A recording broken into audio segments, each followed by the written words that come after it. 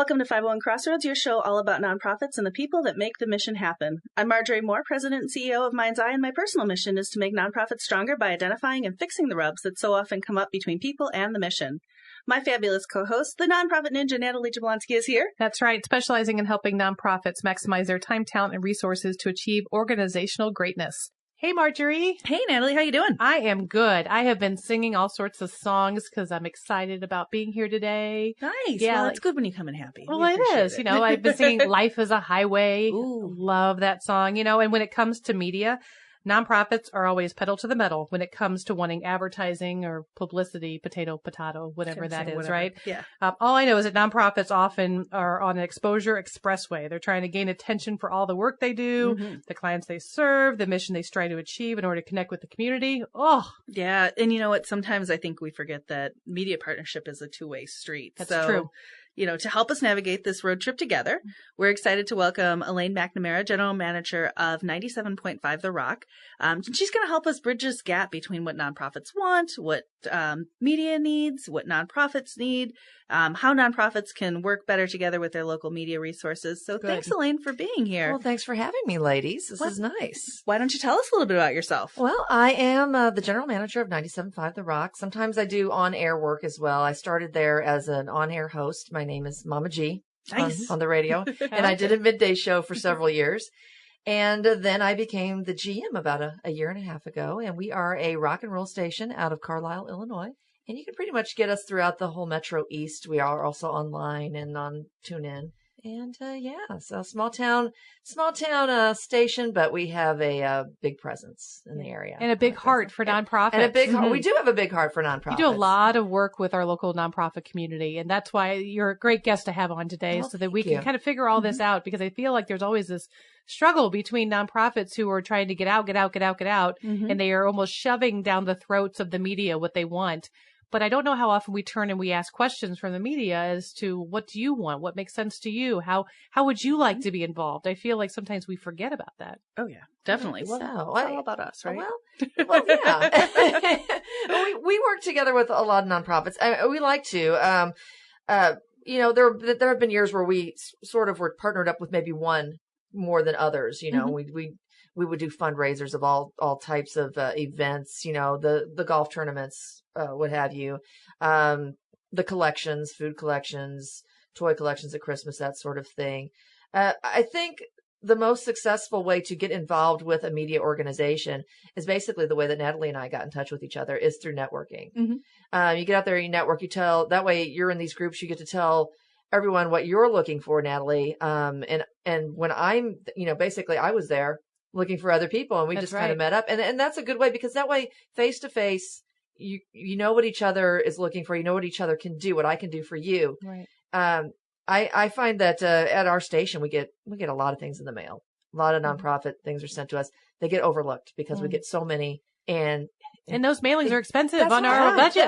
Every time I see it pile up, I think that is so much money. That's not, you know, even where I live, I get things mailed to someone who used to live there, and like mailing labels, and I can't use them, and that person can't use, you know, things like, I think there's a lot of wasted money in the mailing part of it all for nonprofits, which is sad. And I understand, though, because a lot of people do get reached that way, but a lot of money goes down the drain. Yeah. So, I was there networking with my nonprofit ninja skills, Marjorie. I'm sure that I have to sharpen those up, right? But, you know, that is so true. And I think that the nonprofits are worried they're going to hurt someone's feelings by not including them on a list, or not including them in a newsletter, or not including them on an invitation, because they feel like, well, we should at least ask them. We should at least invite them. We should at least include them. And they feel like it's literally the least that they can do. But what they don't realize is all those least that they can do are adding up to a lot of money. A lot of recycling. Yes. Recycling. If there's a way that people could say, okay, don't mail me something, just email. Email's great. We have an email address specifically set up for community events and nonprofit organizations. Oh, I wonder if other media sources do something like that. I can actually confirm that they almost all of them do. I would think so. That's Look at you showing off a little ninja skills, Marjorie. So, well, and I'm kind of seeing this from both sides, because, as you know, my organization is like mostly nonprofit, but just a smidgen media, very small smidgen. So we see a lot of the stuff. Like, we're getting invited to stuff. Like, don't think you know who we are. Don't ask me for money. I really don't have any. They don't understand. One of the things I think that is really big, and we talked a lot about it on the show, it continues to be talked about, is the rise of social media with nonprofits. So any advice on how that might be a win-win for media and for nonprofits? Definitely. I think, like with us, you can contact our station again, like we said, through email, but you can also contact us through our website and of course through Facebook. Use Facebook. Contact us there. If you're a nonprofit, contact these stations, radio stations, television stations. Get in touch with them. Get in touch with the people that are on the air. I mean, like their pages, follow their pages, whatever, Twitter, Instagram, use it all. Really, use it all. And I know with us, we will 9 times out of 10, we'll share your information with our followers. So what's the best way that you would give advice for a nonprofit in any of our communities across the country to reach out to a local media source to ask that kind of question? Should they get in touch with someone as far as at the location by phone and ask if they can send this? Should they PM them, like message them through Facebook and go that route? What would you suggest? I would suggest just about any of that, but we do get a lot of calls that asking permission to send an email, which is nice, And if they have a website, go to the contact us portion of their website, and you can ask them anything there. You know, if you see them on Facebook, like their page, follow their page, and send them. You can send a private message to their page. We get that a lot. Okay, good. We get PDFs of flyers for events they have coming up, and most radio stations will have a community calendar where they may not give you recorded events or recorded spots, I should say, over and over and over again, but they might mention it a couple times a day. So, which is always nice. And I think the other thing that I don't know if a lot of nonprofits realize yet, but most business pages now, if you go to Facebook and the business owner or who's running the Facebook page, the administrator, the administrator, yes. There you go. Facebook will pop up and say, "Hey, so and so organization is online right now. Would you like to send them a message?" So if you're on your desktop, like it does that, and it really wants you to send them a message. Right. So whether they want the message or not, different story. But Facebook's trying to make it so easier. you can stalk them without them realizing it. Exactly. I like that. If they don't want to receive messages while they're online, there's ways to hide that. So if they're open to it, they'll probably not have that blocked. And the reality is, if you're networking, like you mentioned earlier, stalking is really not necessary, nor is it end up really doing well when, you get a court order. So networking with your local media is a great opportunity. Anytime you attend an event and I see a member of the media there, that's not the time to go up and shove things in their face and tell them that they need to do this, but it is a great opportunity to build a relationship, introduce yourself. Introduce yourself. And I always like asking, what are your interests? What kind of things do you like to get involved in? What are great ways to approach you? I think that's questions that probably a lot of people don't get. They get more of the fire hydrant coming at you at all directions. I do. I don't know. I think people are learning more to just be themselves and introduce media themselves. Etiquette, shall we? I think so. I think so. Getting better. And I know with media too, another thing that we do, and I'm sure a lot of radio stations do this, we go to events, we broadcast live from their events. Like you had the golf tournament for your organization. We used to do something a few years back with another organization. It was a 24-hour golf event. Oh, it was exhausting. I'm exhausted just hearing 24-hour golf. We did that. And I love golf. I know, I do too. And I'm not going to suggest you do that. We were a little, but we were there with the organization. And we were there all night with them. And so even your listeners probably fell asleep. But it was a big success. It was That's great. So cool. So we, a lot of stations are not going to do that for free all the time. I mean, occasionally some will do that, because that's their main cause or something like that. That's their child cause there. But you can also get outside sources to help sponsor things like that. Outside businesses will often pitch in to bring a radio station, or I don't know about how the television stations work. I think a lot of times they do that pro bono if they're big enough. Usually television stations have a little bit more in the way of funds for something like that. But a lot of times in the smaller towns, you'll have, the JCs will get together with the Chamber of Commerce and sponsor an event and have something like that at their event, or a business will get together, State Farm agent and, someone else, maybe a little small restaurant will get together and sponsor an event for a charity. So it's just things to think about, along those lines. Those are good ideas. It just draws in more attention to your event. I mean, when it's on with a radio station, if we have something coming up that we're involved in with a nonprofit, it'll get mentioned at least 3 times a day. And I think the live mention is worth more than the recorded spot. Oh, absolutely. But you do have some spots for recorded spots too, like some PSAs or something like that? We do. We will do PSAs as well. And that's no money. So I think the obstacle for some people is they don't know where they can get those recorded because they don't have the equipment internally to do that. But a lot of stations will do that with you. Mm-hmm. Not all of them, but there are times when we will do that. If we have the, availability, the air availability, you can come to our station. Any one of us can pretty much help you with that. If you're not used to writing something like that, we can help you write it. And then once we get it all together, we'll run it a couple times a day, That's for fantastic. no cost. It's not, Are radio stations required to have so many percentage of PSA? I've heard that rumor before and I wasn't sure. There is, and I don't know the exact, we just do them all the time. So I'm not really sure of what the number is, but there is something. So they keep a PSA file. Okay. We do that. We keep a PSA file, but that's normally when people come in, the organization, like the golf tournaments, or a church is having a chicken dinner or something like that. And that's when we do the reads, and we will save all those up to show you, if they want to see what we've been doing, we'll save those just to have them.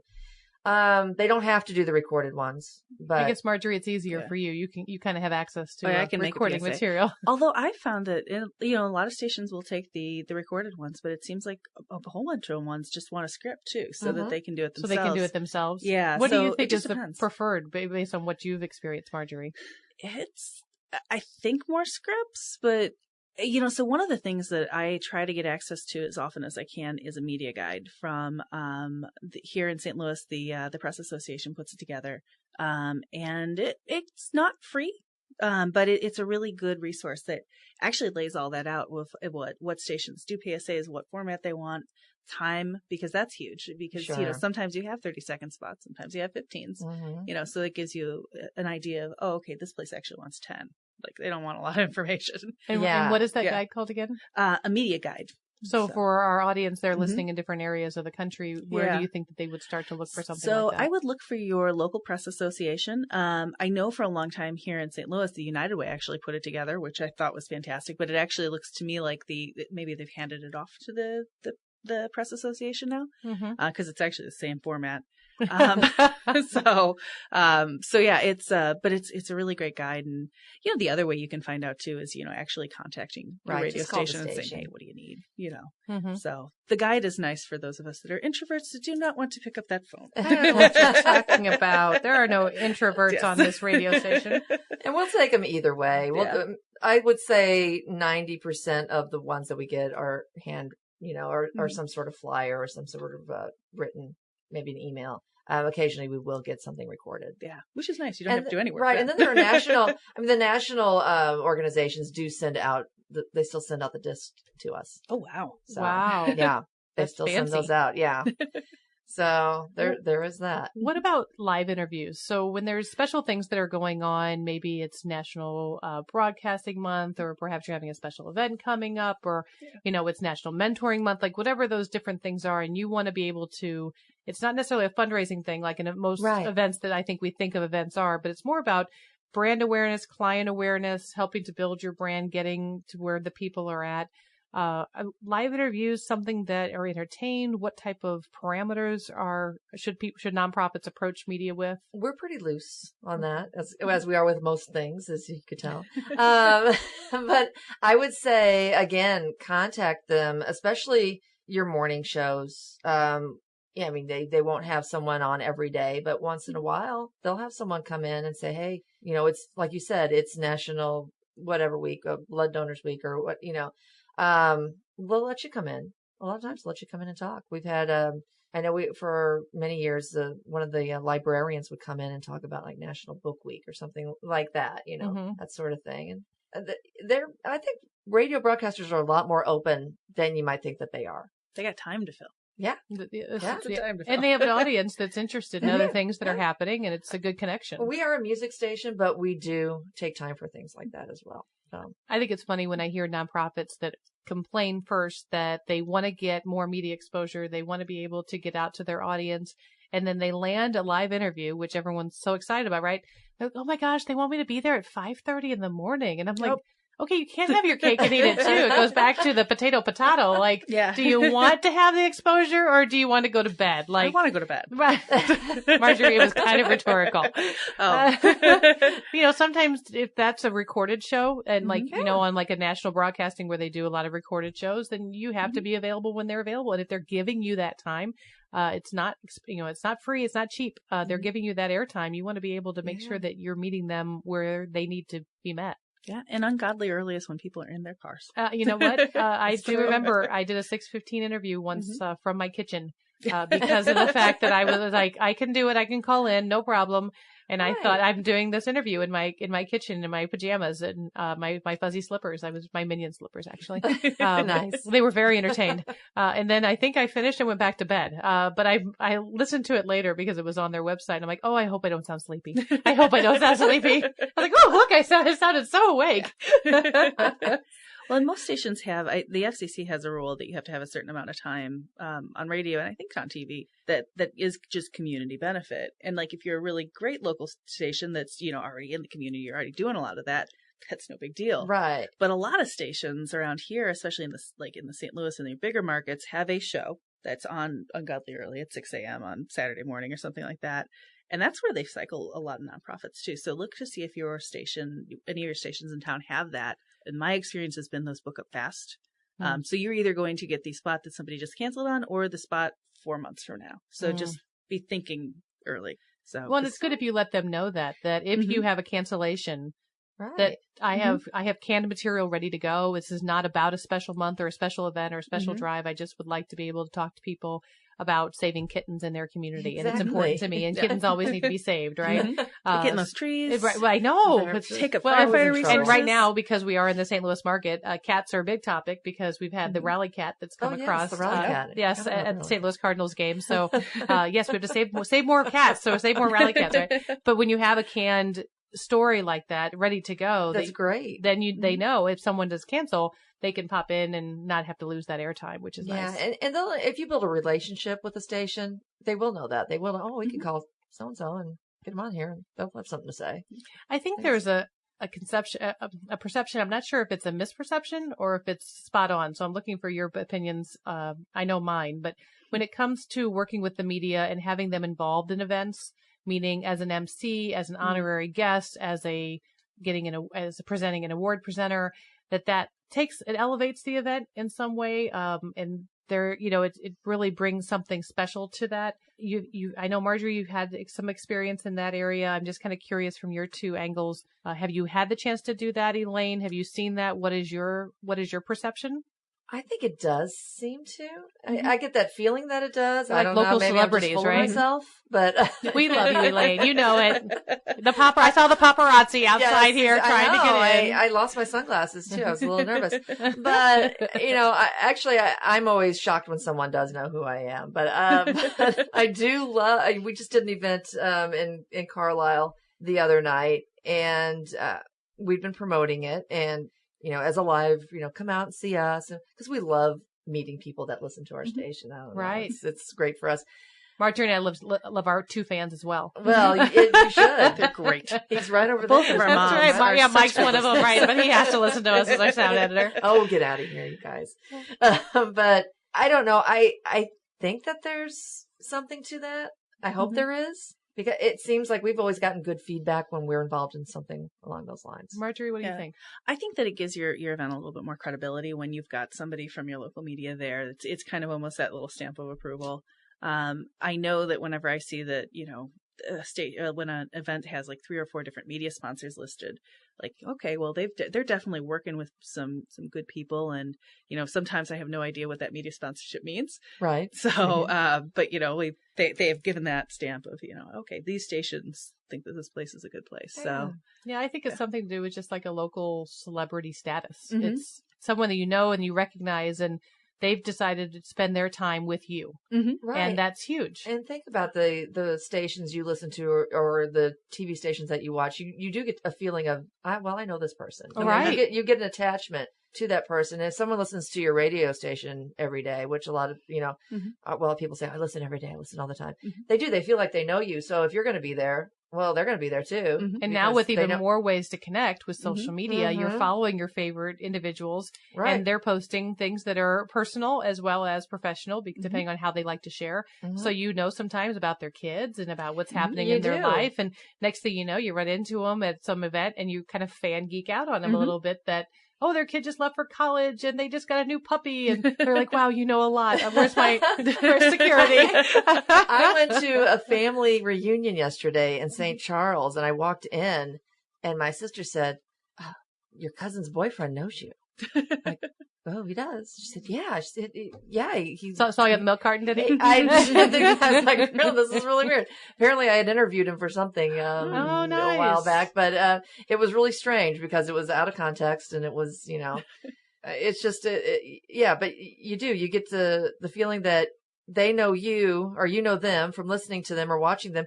But the same with Facebook. It's kind of funny because I'm kind of like that with a lot of our listeners now too, because I know what's going on with them because we've connected that way. So we get a little bit, when we see each other out at these events, there is a mutual acknowledgement there that was not there before. And, we're so data driven in today's society that there's so much push for how many likes did you get? How many follows did you get?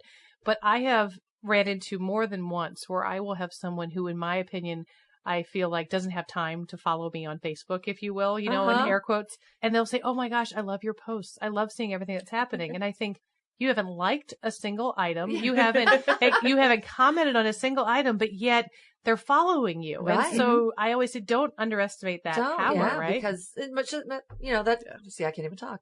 I got you. I'm all choked up because I'm with you two, and it's freaking me out. It happens. We're kind of cool like that. But we're famous. Yeah, well, in our own minds. I know. I'm a little starstruck with the nice studio and all. Anyway, I told you about that. But there are people they don't do that. They don't like posts and but they are watching and they are reading everything. And so your audience is probably a lot larger than you think it is. Which is always a nice thing to it is. Right. People out there. So, as far as media sponsorships, do you guys do any of those? And what do those look like sometimes? And what are those? Are those just like, hey, yeah, you can use my name, or is there money associated with those? It's never money. I'll tell you there's no money. Yeah, because I think there's in nonprofit world, we hear sponsorship, we think money is associated with it. So I think there's a disconnect there sometimes. If we're going to sponsor something, usually we're donating our time when it comes to media, because so maybe through PSAs or through an interview or through an on-site. Again, small town radio station, small market radio station, not a lot of money there, but our time is money. That's right. Us. So when we sponsor something, it says, sponsored by 97.5 The Rock. It's usually our time and our advertising that we have put towards it. But we will also bring, a lot of times partner up with other people who will bring the money to the event. We like those people too. Yeah. Those people bring comma checks. We like those. They do. Ooh, I like comma checks. Comma checks are good. So, that's I don't know. It's kind of a mix, if you will. Yeah. Excellent. I'm getting nervous. Why am I getting nervous? I don't know. That's kind of weird. When you have three great people in a room together. I know. I'm used to talking about other people when I'm on the air, not talking about us. Well, the good news is we're going to wrap things up here. So, how do you want to wrap us up, Marjorie? Well, I think let's do this last question of what's one thing that maybe Natalie you wished the media understood more about nonprofits, and Elaine something that you wish nonprofits understood about the media. So, I think for nonprofits. One of the things that we would love the media to understand more is that we have no idea sometimes what we're doing. Mm-hmm. And I mean that with all sincerity, love, and affection, and that we're scared. We don't know how to approach you. You're big and scary, and we don't understand that world, but we just know what we want. And so we might bumble through something. And I suspect there's someone on the other side of that media wall that's going, oh my gosh, you won't believe this. Look what they sent us. Or they didn't even follow the steps. Or we're limited on resources and we're limited on knowledge. Not all of us came up through that type of background. And So we come kind of to there with our hands out going, please, sir, may I have some more? Because we don't know what to ask for, how to say it. And we end up bubbling it, but we really do know our mission and we know our people and we know that we're doing good work. You got the passion. Yeah. You just need the clarity. Right. And that's what we want. Right. We just want the clarity. We want you to tell us so that we can help you to help us to help you. Help me, help you. To Jerry Maguire. Yes, exactly. We want you to tell us who you are, what you do, why you do what you do, why it's a good thing to do what you do, and why and how people can help you. Why would someone help you? Why would they want to do that? And how can they do it? Just the simplest, just be clear, be simple. This is who we are. This is what we do. This is why we do it. And here's how you can help. And all the contact information you have, basically. Oh. Yeah. Elaine, keep it simple. You had me at hello. I know. And you complete me. So. You do. Well, Marjorie, you complete me. I know. And that thankfully also completes this crazy sappy session, right? But before we do so, Elaine, we're so glad that you were with us today. I want to make sure that we give credit where credit is due. So not only do we love you, but we want other people to love 97.5 The Rock. So how can they listen? How can they reach you if they'd like to know more about the station or pick your brain on some more good stuff? Or want to ask you for a media sponsorship. Oh, there you go. Well, 97.5 The Rock is obviously 97.5 on your FM dial if you're in the Tower area. If you're not in our immediate area, you can find us online at wdljfm.com. We have a listen live button up at the top of the menu. And you can also find us on TuneIn Radio, WDLJ. Awesome. One of the cool rock stations that still exist today, where the We are. DJs get to still pick the music. Exactly. That's Oh, wow. what I know. It is kind of a big deal. Throwback and fabulous. We I are love one it. of those stations. You can call us. You'll get a DJ if you call. We can take requests. We're very accessible, down to earth. So check us out. Find us on Facebook. And Elaine, if they want to connect to you, what would be a good way for them to reach you? They can send email to Elaine at wdljfm.com. Also, if it's specifically community related, community at wdljfm.com. There's many, many ways. Great. So I bet they will Google stalk you accordingly. Sure, please do. I love to be Google stalked. Well, thanks again so much for being here with Marjorie and I today. And our listeners, I hope they got as much out of it as we did. Oh, I hope they understood my rambling. That's all. I think they did great. Thank you to all of you for joining us on 501 Crossroads. 501 Crossroads is recorded at the studios of Mind's Eye Radio and is produced and hosted by me, Marjorie Moore. And me, Natalie Jablonski. Mike Curtis is our sound engineer. Please go to iTunes or Stitcher or your favorite app and subscribe and leave us some feedback so others can find us. You can find us on Facebook at 501 Crossroads. Thank you for listening, and remember, we're all working towards the same outcomes.